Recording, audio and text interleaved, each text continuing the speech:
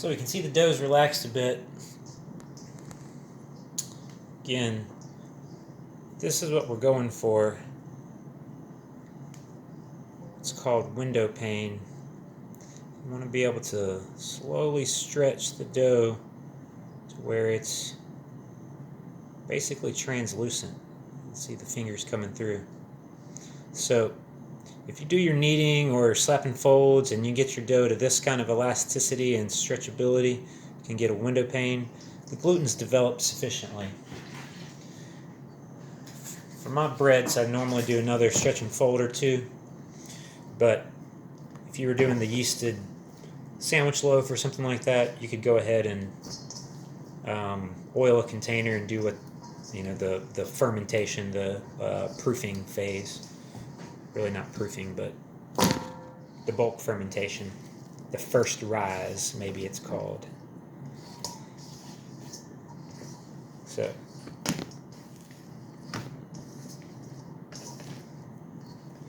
this point, gathered it back together into a ball, and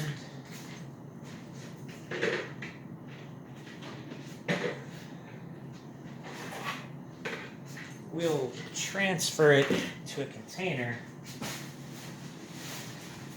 that we can let it do its first rise in.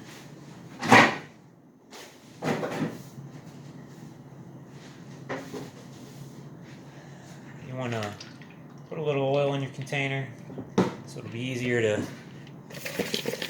get out when you're ready for it.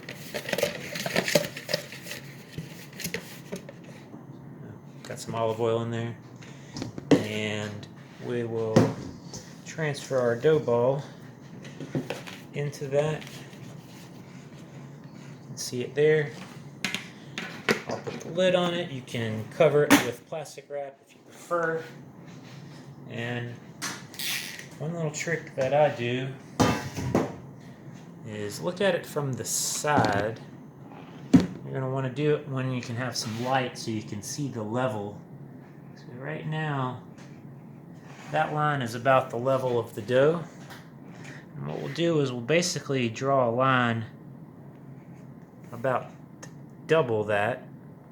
And that's kind of your visual guide to knowing that your bulk fermentation or your first rise has done. You normally want to let it either double or triple in volume depending on your formula.